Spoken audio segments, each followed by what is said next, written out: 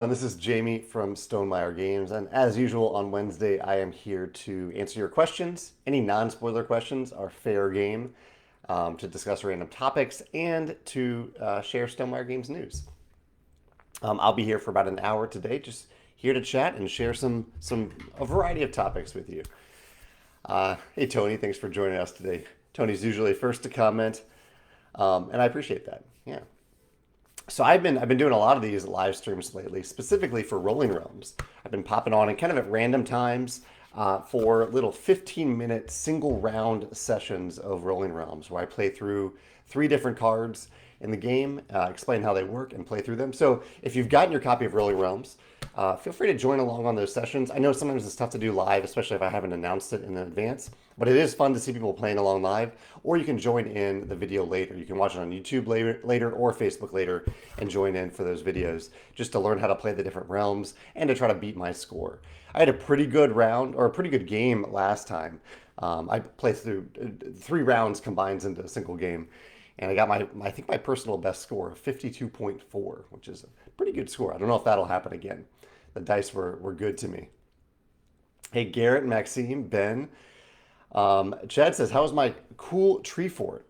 Yeah, so a little thing that Megan and I did last week, really somewhat right after the live cast, is that we took off in the middle of the week for a quick, like very mini vacation, a mini overnight stay at a tree house in the middle of Missouri. One of my lifelong dreams has been to either stay or eat in a treehouse, and we kind of ended up doing both in this little place, this little ranch in the middle of Missouri, where they had it was essentially a house built on stilts up among the trees, but it swayed back and forth. It very much felt like a treehouse inside and out, a very fancy treehouse with a hot tub, and we had a great time there. And when I posted this on Instagram, but we were trying to figure out which game should we play in this treehouse. We brought along Parks, we brought along Shards of Infinity for no treehouse thematic connection, just because I wanted to play it. And we brought along Everdell. And in the end, we were like, this feels like Everdell. It feels like we're in an Everdell-like setting right now. So we set up Everdell, played a few games in this treehouse, and did other things too. We went on hikes while we were there. We tried to find some good food in the middle of Missouri and found some decent food. And just had a fun time in this little break in the middle of the week. And it was actually the weather was perfect. It's kind of turning into fall, into autumn right now in St. Louis, and so the atmosphere, the setting was really really beautiful. So yeah, we had a good time doing that. Ranak is joining us from India. That's great. Thanks for popping in today. Tony says, what was my favorite Halloween costume as a child, and what treat was always more of a trick for you? He says, mine was a little hug, crushing kids' potato chips and dreams since 1972. Well, that sounds mean, Tony. We were, as little kids, what did I do for Halloween? Um, I dressed up as a businessman one year for Halloween. I thought that I wanted to be a businessman when I grew up. So that was I would say one of my more favorite costumes. I'm sure I'm forgetting some good Halloween childhood costumes. I was mostly in it for the chocolate. Yeah, that was my main motivation for going trick or treating. And speaking of which, my chocolate of the day today is I made Rice Krispie treats yesterday with chocolate and peanut butter on the inside. So that's my chocolate of the day. And I always try to ask you all, what is your indulgence of the day, your treat of the day that you're excited about? Todd says he wanted to thank me for sending his copy of Rolling Realms, even though the rest of the order is delayed. He didn't expect that. It's. I'm glad. Thank you, Todd, for saying that. It's really the least that we can do at this point. It's a pretty frustrating freight shipping situation where we were told before the Rolling Realms pre-order that the freight shipments with some of the other things that we have incoming, like Tuscany, like the Wingspan neoprene mats, the Wingspan expansions, we were told this shipment was scheduled and ready to be delivered within a few days of that pre-order. And then it got unscheduled. And then those containers got buried under other containers somehow at port. They're at port here in the US, but it is, I don't know. I don't like to put things up for pre-order. I only like to sell things that we actually have in stock. And this was something that I considered in stock because the delivery was imminent. It was scheduled. And then it didn't happen. So it was So for those of you like Todd, there's some people that ordered Rolling Realms and something else that wasn't available yet. Rolling Realms was at our fulfillment center, and so we decided in the end, after a couple weeks of not getting the shipment in, that we were just going to start sending out the Rolling Realms orders and send out the rest of those orders later, which isn't what we want to do, but or I mean that's what we want to do to serve the customers, but to serve people like Todd, but it isn't. I would rather be able to send everything when we accept orders for it, when we accept your money for it. We don't want you to wait. Garrett says, have I considered making realms for expansions? So Todd is, Garrett is referring to how we're going to make a Rolling Realms realm for every new game that we release. And even as we recently revealed, some games that we don't even produce, like Terra Mystica. I'm really excited about those possibilities. We don't have any plans to do it for expansions at this point. Unless an expansion maybe is a really big deviation from the base game where it introduces something huge and new that's very different from the base game that would create a nice mini game for Rolling Realms. Don't have any plans for it, but I am open to it if the right opportunity arises. Some people are saying that Fort would have been a good pick for the Treehouse too. Yeah, I hear that. The biggest picks I think that I saw on Instagram were Fort, Wingspan, and Everdell. And Parks was mentioned a few times too. Andrew says, are you still thinking about doing a game featuring deck building? Maybe in combination with another mechanism like worker placement, kind of like Dune Imperium, my current favorite game. It has been something that I have been wanting to do and that I have tried. I will say currently, I have not been successful in designing a deck building or a bag building game. It is considerably harder than I thought it would be, and I've tried many, many different versions of it, but I'm just not satisfied with any of the versions that I've made so far of any prototype in any version. I even tried it. There was a deck building game based on dragons that I tried years and years ago, and it was okay, but it still wasn't really what I wanted it to be. It has to be unique and innovative. It has to also be fun, and it's a big design challenge for me. For some reason, my design inclinations don't align with it all that well. I'll look through my topics here real quick. I talked about the treehouse, the hiking, playing Rolling Realms live. Oh, Megan and I got our COVID booster shots on Sunday. We originally had the Johnson & Johnson vaccine, and so we've heard that the CDC in the U.S. has authorized a booster shot, ideally of one of the other vaccinations. And so we got ours on Sunday, and we didn't have any immediate side effects. We are having some small side effects now, like I have a little bit of a headache that I think is related to the vaccination. But I was very excited to get the booster shot because I was a little worried about my J&J vaccination wearing off. I hope you all are doing well with your vaccinations and COVID safety as we try to protect ourselves and protect the people around us. Carlos says, have you decided when you're going to start to reveal the Tapestry expansion? I am almost certain. In fact, I'm working on our e-newsletter for next week right now, and I'm putting this information in the e-newsletter. I am almost certain, bearing some big freight disaster, that I will start to reveal the new Tapestry expansion next Wednesday. That is currently the plan, and that would mean that the pre-order would be in early December, which is kind of a dangerous time to do a pre-order because of how many people are ordering things for the holidays at that time. But I think we'll just have to set clear expectations for what that means to pre-order the expansion at that time. But that is the plan. That's currently the plan right now, and I'm excited to start talking about this expansion. Darren says that his team won 5-0 on Sunday. How did yours do?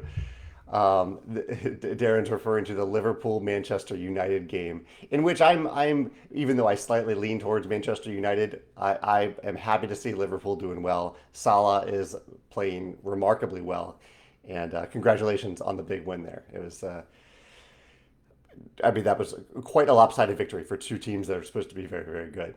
But yeah, congrats to Liverpool on that victory.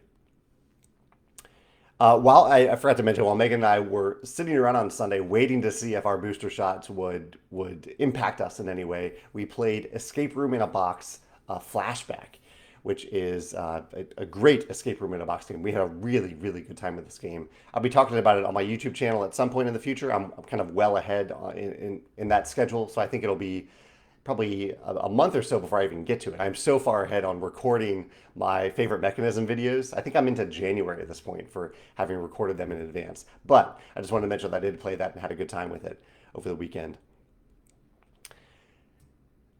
Chris says, how are the cats and my dad? Thank you, Chris, for always asking about that. The cats are doing well. They're actually both behind me here. You can see Walter's right here and Biddy is over there, both taking some naps. And my dad is doing pretty well. He's still going through chemo, but I had a good chat with him the other day. He was a little tired when we chatted, but we were still able to have a nice little conversation there. Allison says that she and her family got Rolling Realms to the table last week, and it was so pleasant how the scoring for each game had an enjoyable nod to the realm it represented. She said, I mean, I know that's to be expected, but it was still fun to see how it was mechanically accomplished. Thanks for saying that, Allison. Yeah, that was my goal with these little realms to kind of include mechanical Easter eggs. Usually we have like Easter eggs in art, but these are more mechanical Easter eggs towards the different games in the Stonemaier Games portfolio. So people who know the games will get those little nods. People who don't know those games might be their introduction to them. They might play the Tapestry realm and realize, oh, Stonemaier Games actually has a polyomino game in their collection. We didn't realize this, and they might try out Tapestry after that. Things like that. Yeah, so I'm happy to hear that. Ahmed says he has a question about Scythe. He says, sorry, Facebook scrolled past your comment a little bit. He says, regarding the objective cards, why are they not incorporated in other game actions during the game aside from taking two at the beginning? He says, I may be taking cards when you do something to increase your ability to achieve other objectives. You may get hard ones to achieve, for example. I'm not sure I completely understand the question, Ahmed, but I think you're asking, like, why can't you get other objective cards during the game? I think it's a fair question, but the purpose of the objective cards for me is to give players a little nudge in a direction at the beginning of the game when they may not have another sense of direction. They're kind of wondering what to do at that point in the game. You get two of them, and you don't have to discard one. You get two because that way gives you some flexibility. If you have one that goes completely against your strategy, or one that and one that doesn't do that as much, you might choose that other one. And then the one other little thing, the one other little purpose for these objective cards is that they might get you to try different strategies that you haven't tried in the past. So all those things are kind of distilled into the point being that you really only accomplish one objective card. Those goals that I had in the design are accomplished by you only having one. I think it might defeat that point if you're kind of getting more and more objective cards during the game. Yeah. So that was my design thinking behind that. Tony mentioned, you just mentioned Dune Imperium. Did you see Dune in the theater or on HBO Max? What are my thoughts? Yeah, Tony, I actually just wrote about this on my personal blog, jameystegmeyer.com, last night. We did watch Dune on Friday after we got back from the Treehouse, and I was so impressed by the cinematography, the direction, the casting. I mean, the cast was incredible in this movie. It did feel to me like half of a movie, but it was an enjoyable half of the movie. It was an enjoyable I had a good time watching half of the Dune movie, and I'm glad they have now greenlit the second half. We did watch it at home. It's a movie that I think I would have preferred to watch in the theaters on the big screen where I could get the big visuals, the big sound effects. But I'm still not quite ready to return to theaters at this point. So we did watch it at home on HBO Max. Yeah. Did anyone else watch the Dune movie? And what did you think? I would definitely recommend it. I mean, the visuals, the world building, it's stunning.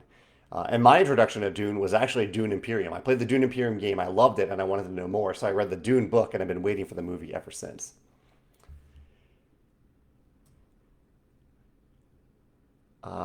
Rolly says, any news on the Wingspan big box? So right now, the big box is actually complete in terms of the design, and right now we are just waiting for the next Wingspan expansion to be finished. We're working on that. It's a development a game, an expansion in development right now, so that we can combine those two products together. So you'll be able to buy the Wingspan expansion separately. You'll be able to buy the big box separately, but you'll also be able to buy them together. The reason for that, I've talked about this a little bit, is that with current freight shipping costs, big box is a big box, and it is very expensive to ship in freight shipping. And if we were to sell it alone, it would be right now it would be more expensive than the Wingspan game itself, with nothing inside the box except for the organizers.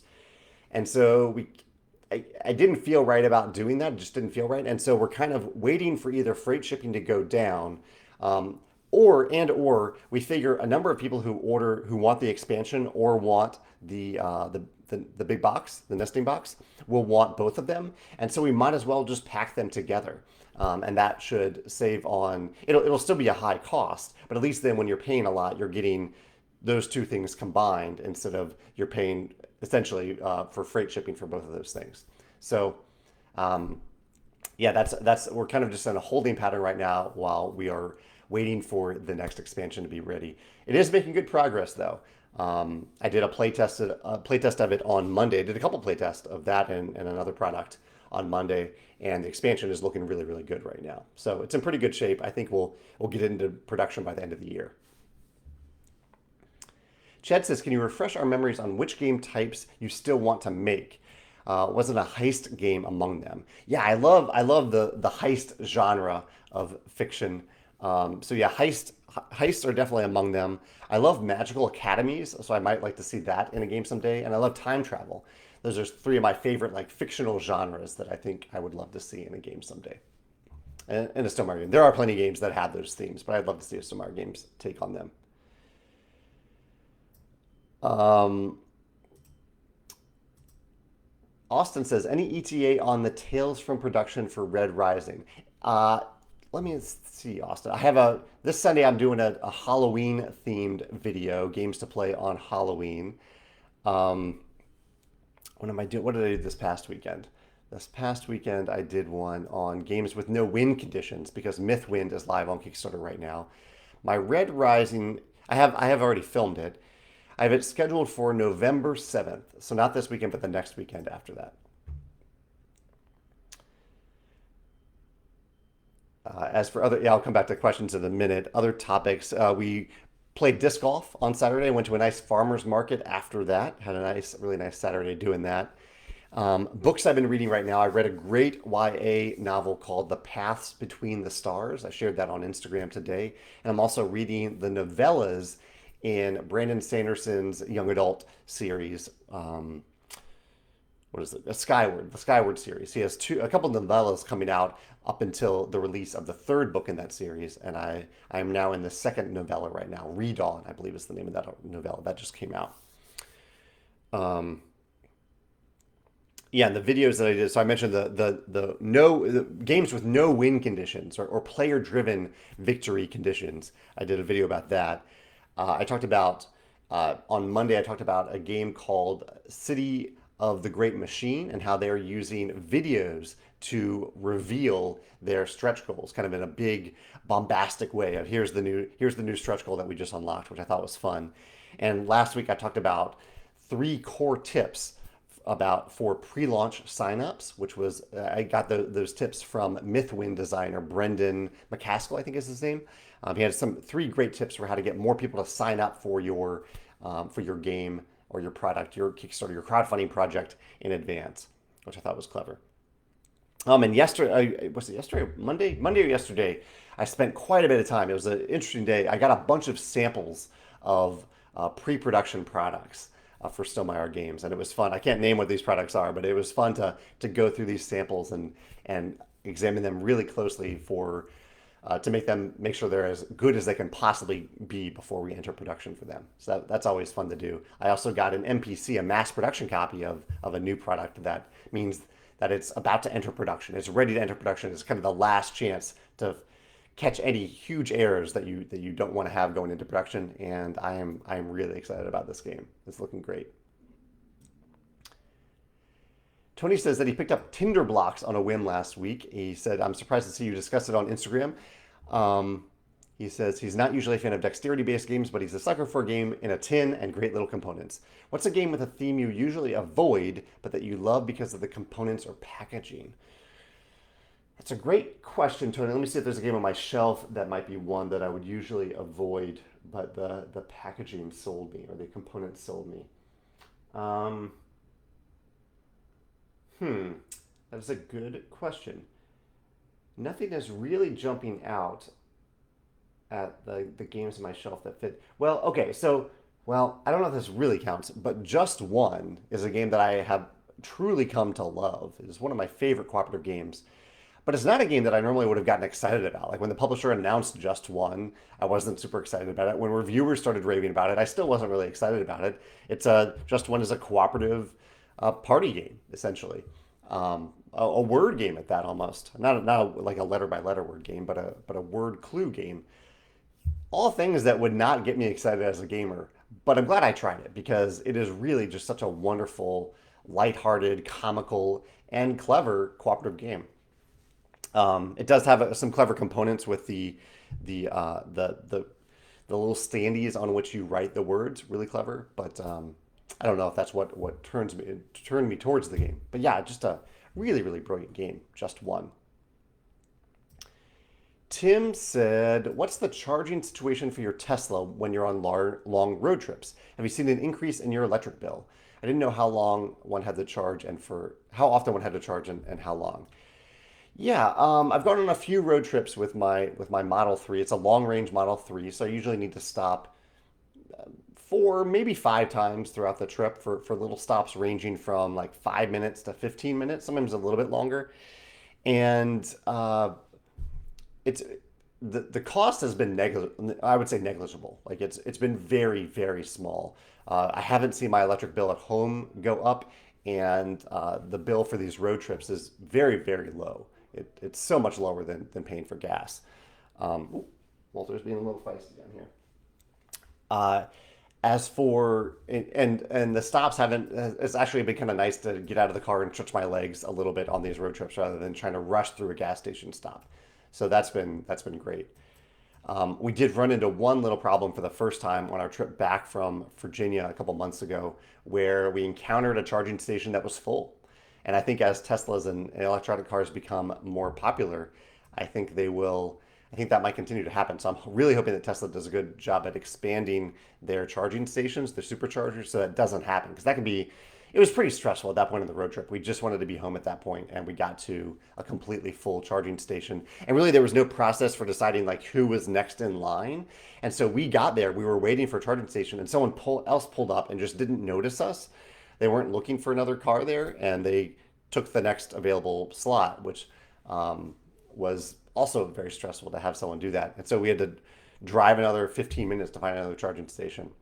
Um, so yeah, all that was a little frustrating on the trip. But that was a one-time deal. That hadn't happened before. Xiao Feng says, "Have I made a video about time traveling mechanism that I like in a game?" Have I done a video? I've done some games about that have time travel in them. I'm sure I have a video about Anachrony, or I hope I have a video about Anachrony. I'm pretty sure I do. Um, what other games have time travel in them? Oh, Time Stories. Time Stories is built on the concept of time travel. I have a number of videos about Time Stories. Chad says, "Is it by choice that you've not made a cooperative game? Do you like competitive games more, or cooperatives difficult to make?" I think cooperative games are difficult to make, although in terms of asymmetry, they're maybe a lot easier to make than competitive games. It really it did not occur to me as a designer to make a cooperative game for a long time, but I have been working on a cooperative game for quite some time. Just isn't ready to be published yet. So I've been working on a cooperative design for at least 3 or 4 years now at this point. Yeah, and having fun with it. Really enjoy it. Darren says, "Have I tried the game Vampire the Masquerade Rivals? And what are your views on organized play kits?" I have not tried the game. I just read a good review from it from Board Game Quest yesterday. I had a very nice review about Vampire the Masquerade. I haven't played it.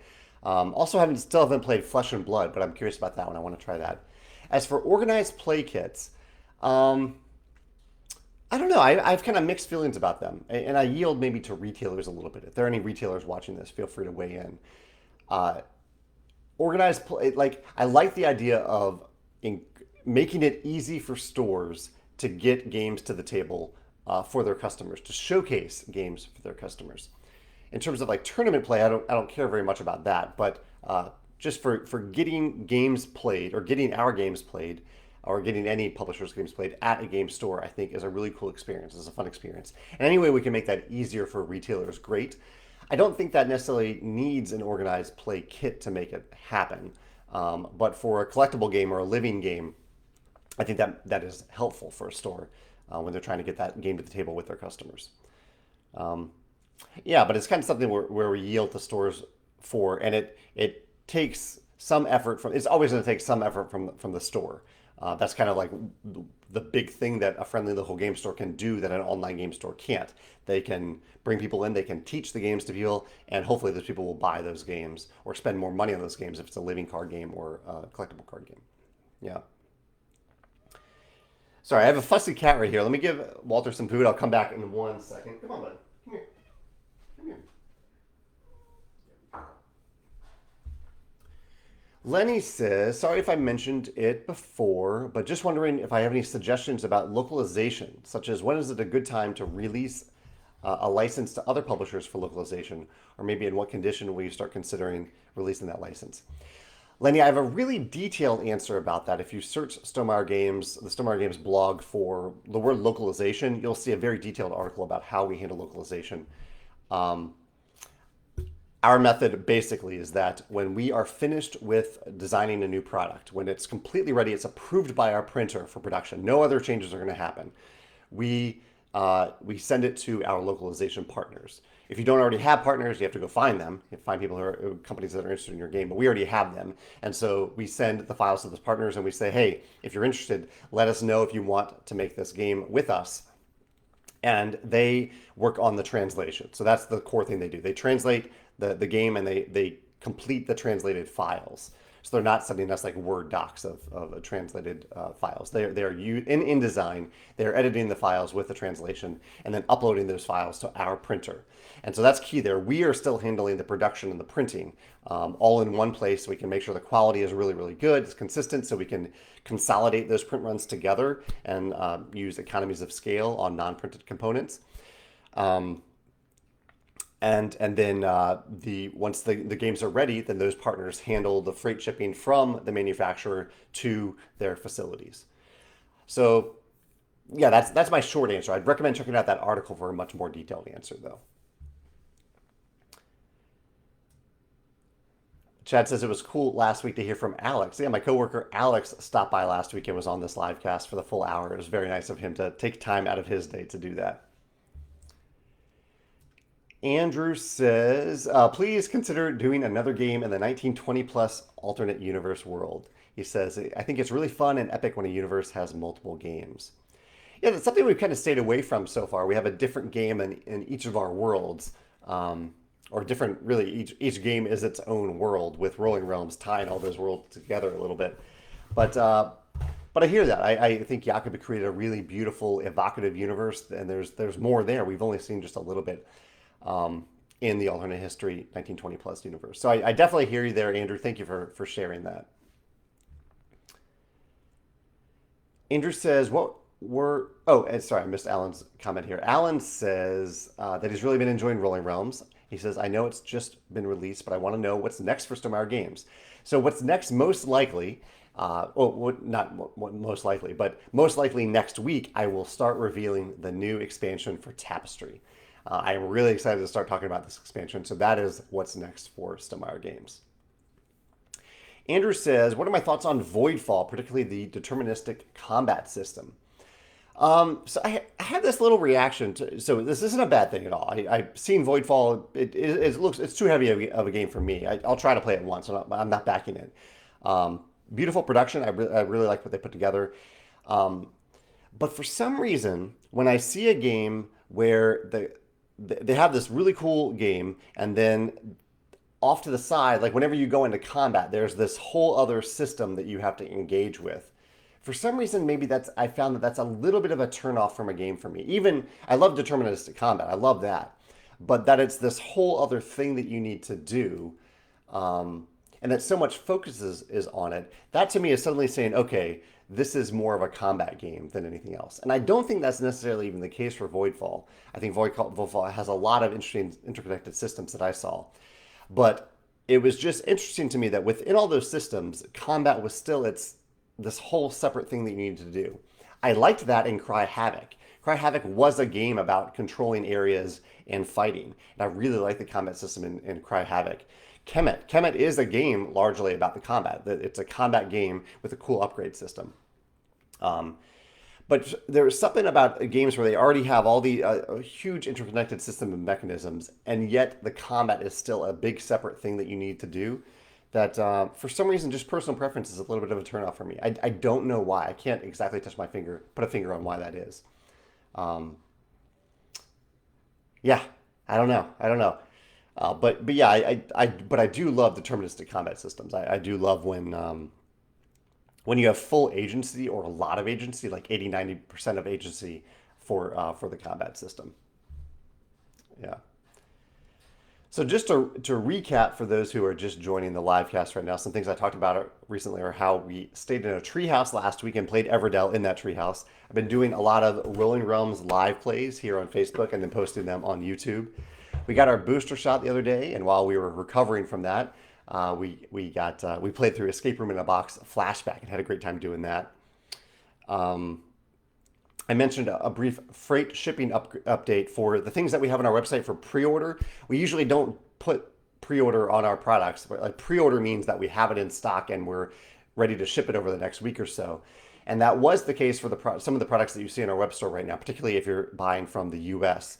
Um, but there was a shipment that was supposed to arrive that was scheduled to be delivered, and then it somehow got unscheduled. The delivery got unscheduled. All these shipping containers are kind of a mess right now. So uh, that that threw us off a little bit, and so people are kind of waiting for some products that they pre-ordered that we were hoping to already ship. So we are still waiting on the status of these shipping containers. We need them to get out of port in Seattle, I believe, and get over to St. Louis as soon as possible.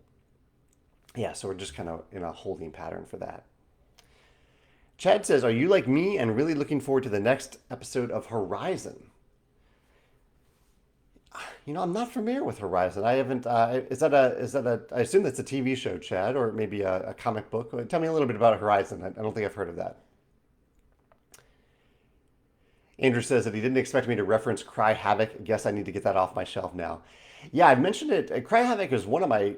I haven't played Cry Havoc in a long time, I'll be honest. But when I did play it a couple years ago, I was really, really impressed with the combat system. I thought it was really, really clever, and it jumped immediately up there with Kemet as one of my favorite combat systems in games.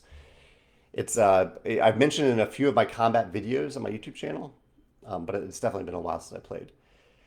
Chad clarified. Chad, I wondered if you were actually talking about Foundation, not Horizon. But yes, I don't know if we were completely caught up, but we did watch an episode last night, and the show continued. Like the production value in Foundation is absolutely incredible. This is an Apple TV show for those of you who aren't watching it. It's based on the book series by Isaac Asimov, science fiction writer, science fiction luminary Isaac Asimov, and just the visuals and the production of Foundation are absolutely incredible. So yeah, we're definitely looking forward to the next episode. We're also greatly looking forward to the next episode of the British Bake Off. We're kind of hooked on that, and Netflix is doing the week-to-week release on it, and so we haven't been able to watch it as quickly as we'd like. But I am enjoying maybe a little bit of the suspense from week to week of it, and I think the new episodes come out on Friday, so we're looking forward to that. Miles says, so Miles Bensky is the artist of the cover of Rolling Realms and some of the characters in Red Rising. And he says, really cool to see Mr. Cuddington's take on a couple of the Red Rising characters. Yeah, that was really neat to see them do that. He says, do you have any other favorite examples where an artist was inspired to create something related to a Stonemaier game? I have a few art examples. So I think the article on our website is Flatter Your Way into a New Industry. And it's there that I share some examples of artists who have taken a game that they love and just created fan art for it, like their version of the box cover. Or Andrew Bosley has created he created a Scythe poster for the Board Game Geek store that is his own version of Scythe, just a single illustration for it. That's one that comes to mind. But there are a few other examples on our website of artists who have done that. And I love seeing that. I think it's a great way to break into the industry to say, I'm an artist. Here's a game I love, and here's my version of this character. Here's my version of the box art. Just to show your love for it and your love for games and show your talent. That's one of my favorite ways to see artists kind of break into the industry. And it's also neat to see artists who are well established do that as fans. It kind of makes me just like those artists more that they took the time to do some fan art for something that they have become a fan of in the industry. So it's really neat to see that. And Miles, it's been really neat to see your ongoing Red Rising art, even though we're not making any Red Rising new Red Rising products right now. It's neat to see your take on other characters in that world.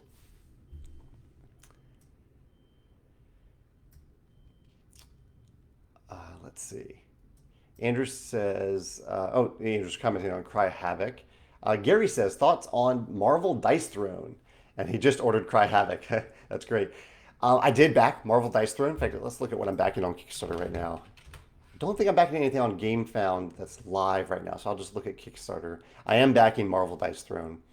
Oh, and I'm backing Steam up as well, and Mythwind, and the Top Shelf Token Treasury, and City of the Great Machine. Backing a couple different projects right now. Steam Up looks beautiful. It's one of the few games that I've actually backed the deluxe version of it. Marvel Dice Throne.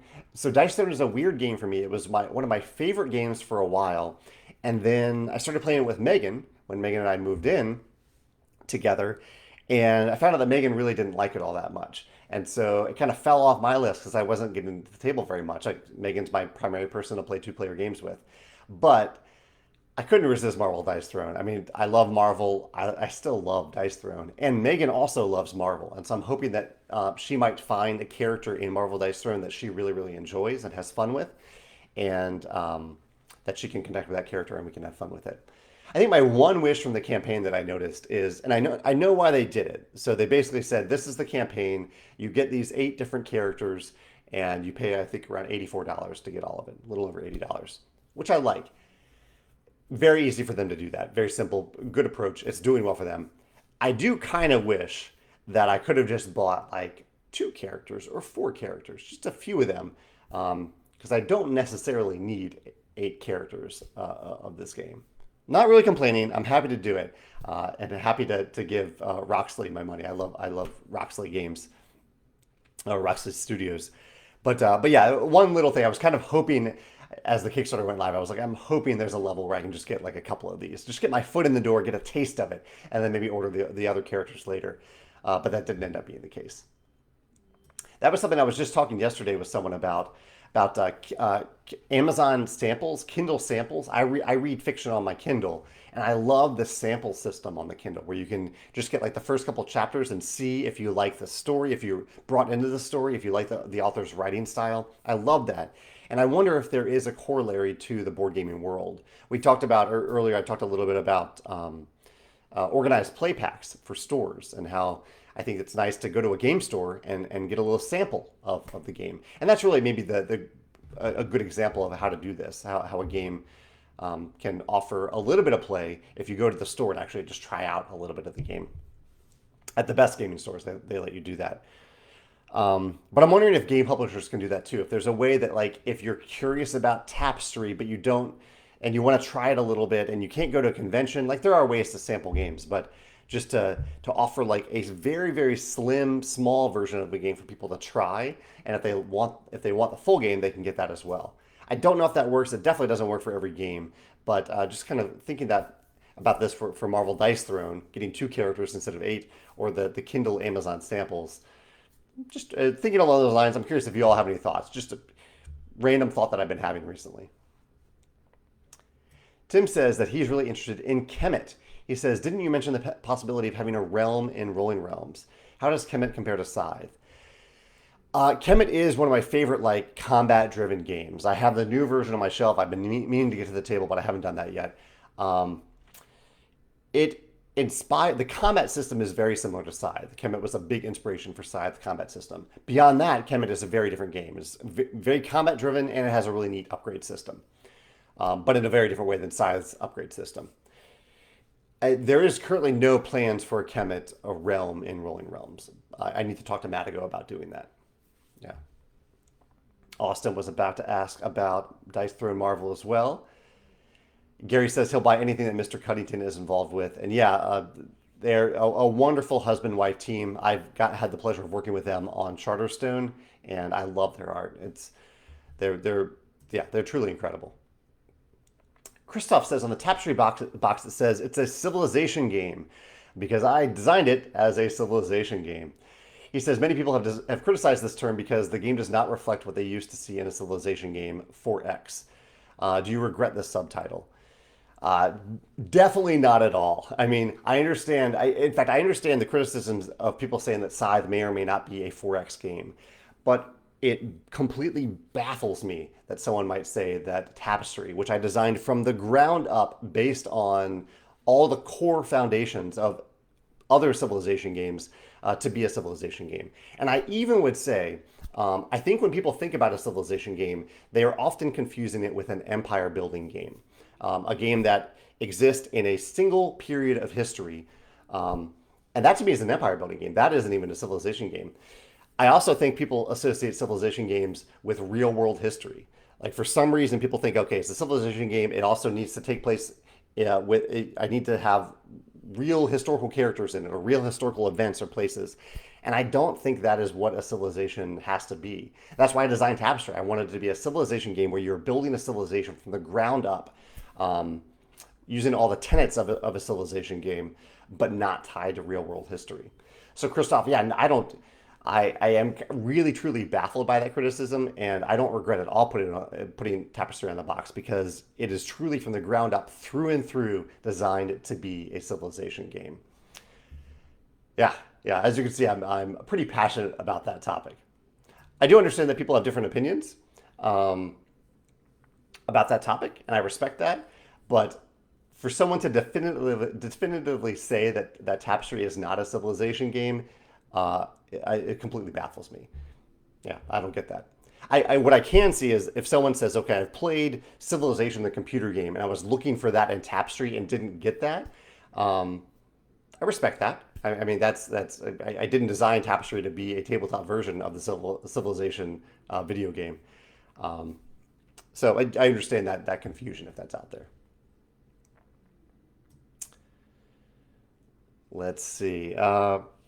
Renee says that I see the new Kickstarter for Hanami Koji and the sequel Geisha's Road. I did, and I need to dig a little deeper into it because initially when I looked at it, so Hanami Koji is one of my favorite two-player games because of the I cut you choose mechanism.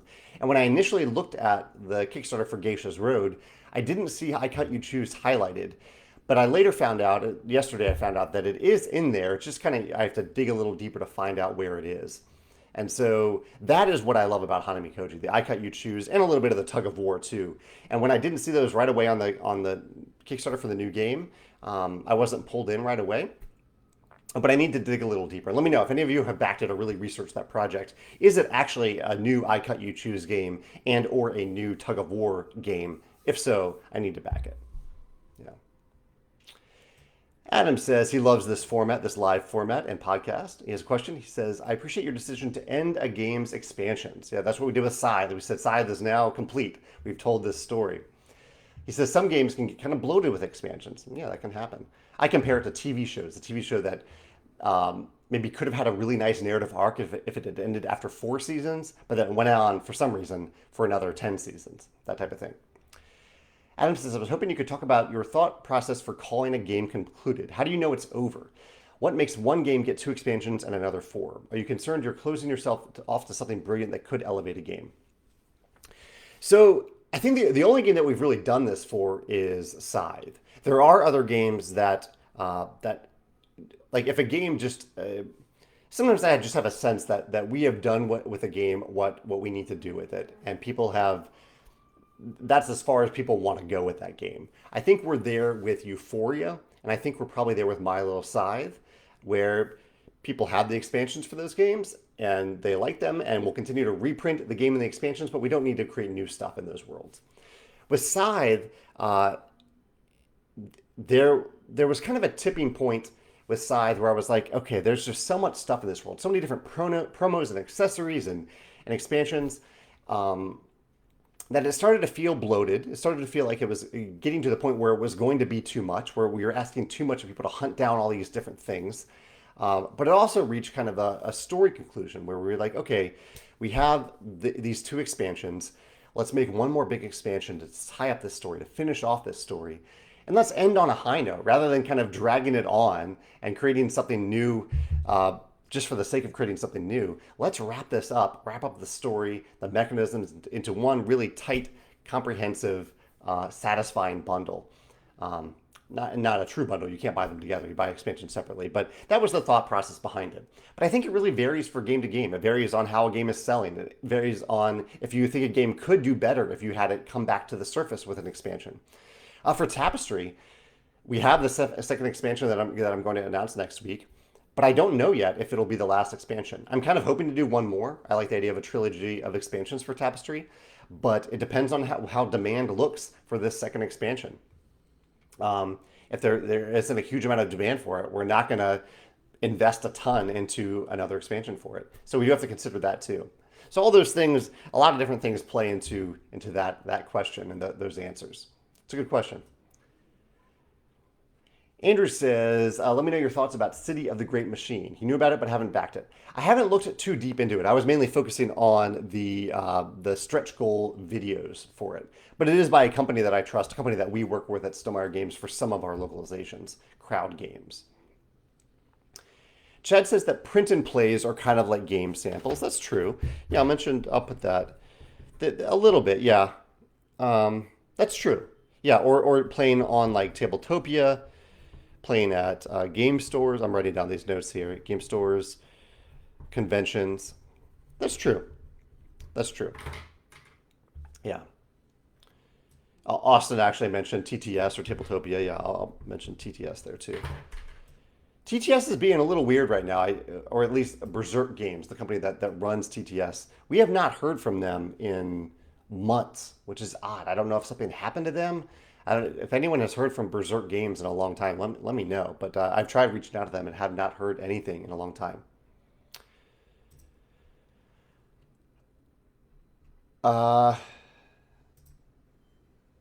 Sorry, I had a little spam comment there pop up. Chad says that he always watches plenty of reviews and especially watches Rodney's Watch It Play to get the feel of a game before purchasing. And Chad, I think that is awesome. Yeah, I think, and that is really the best way I think for people to get a feel for whether or not they'll like a game before actually buying it. And so in that way, there is some impetus on the consumer to do some research about a game before deciding if they want to buy it or not, rather than necessarily putting it on the publisher to provide a sample version like I was putting out there. So yeah, maybe it just is a combination of these different things, but it doesn't necessarily need a special version of the product to be made for customers to sample it. Gary is taking off, but he thoroughly enjoys my video, or he says he thoroughly enjoys my videos. Thanks for the amazing games. Thank you, Gary. Hope you have a good one. George says he can back me up anytime about Tapestry. Just let me know. Thanks, George. Oh, okay. These are people who are, I think, commenting. George is commenting about Civilization. Thanks, George. Tim says, Tapestry is my jam. It made me want to play other Civilization games, even though it's my favorite. I just want to find my next side Tapestry, which I know will come from Jamey in due time. I hope so. I hope I still have a good game left in me, a good game or two left in me. Renee says that he was mostly in the Hanamikoji Kickstarter because of the mini expansions that changed the original game. That was mentioned that can be used in both games. That's interesting. Yeah, I could see that. Hanamikoji is one of the games that I love so much that I haven't been looking for expansions for it. But I can totally see that you might be looking for a different experience with it. Or you're saying the mini expansions are for Geisha's Road, not actually for Hanamikoji.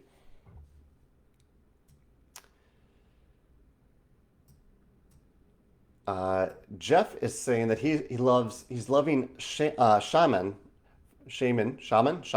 from Studio Age. It's a trick-taking social deduction game. I'd love to see a social deduction game by Stonemaier. I have heard good things about that game. I need to try it. And it is a genre that we considered a long time ago, but we ended up working with another publisher to release a game called Leaders of Euphoria.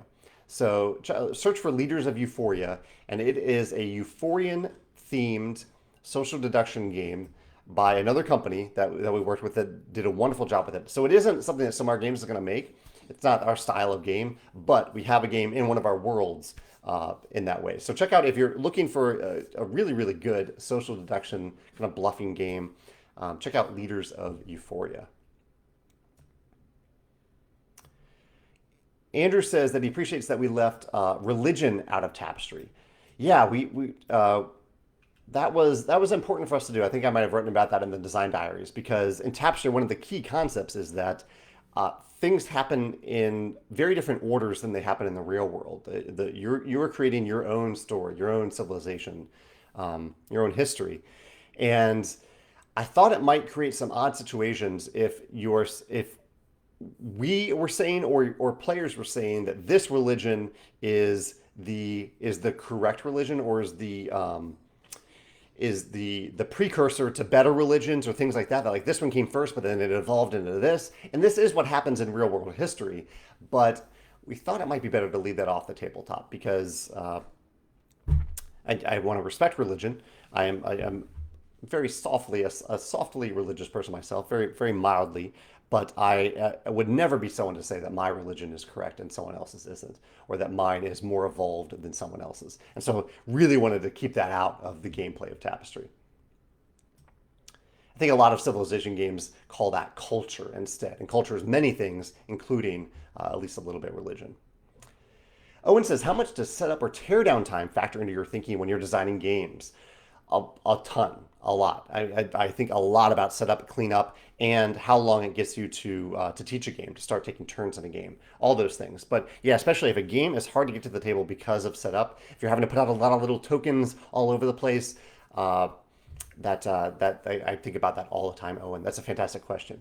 Owen goes on to say, I'm playing a lot of Marvel Champions card game because I can set it up, play it, and put it away in my lunch break. That's great. That's awesome. That wasn't my experience the first time I played Marvel Champions, but I haven't played since then. But I'm glad you've gotten in the flow of it where you can set it up and clean it up really, really quickly.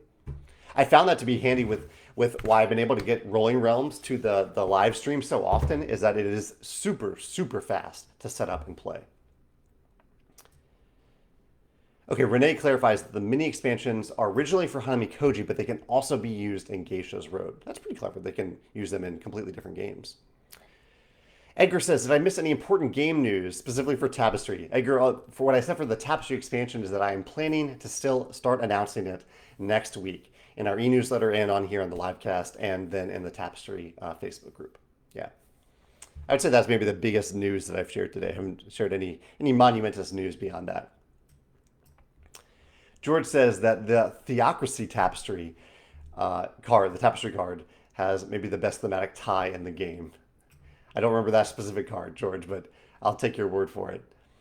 Andrew says, would you consider a culture track for Tapestry, or is it too abstract for a linear track? Do you feel it is already represented enough in the Tapestry cards? Yeah, I mean, the culture mechanism is already built into the income tracks. There's a cultural track there. It's a little abstracted, more abstracted than the full advancement tracks, but it is in the game, and we already have the cultural resource in the game as well. Yeah. Patrick says, he says, Arkham Horror is a horror in that aspect, an additional half hour or more minimum for setup.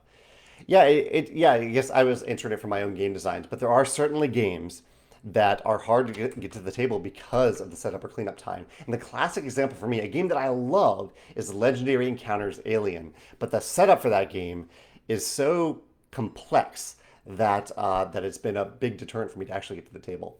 I actually have a video, if you're curious about this, I have a video about my favorite games that are difficult to set up or time consuming, I think is maybe the terminology I used. You can check that out on my channel. And then I followed it up, or maybe I preceded it with a video about my favorite games that are very easy to set up and what the designers did to help make those games very easy to set up. Owen says that he'll have to give Rolling Realms a try then, given that it's easy to set up. He says, I like how it will expand in the future as you release new games and can release the corresponding realm. Yeah, as far as I know, I think it's the first living roll and write game out there, which wasn't my intent when I designed it, but it kind of stumbled into that, which is pretty cool. I am looking forward to starting to sell the different realms, like the Terra Mystica realm for Rolling Realms.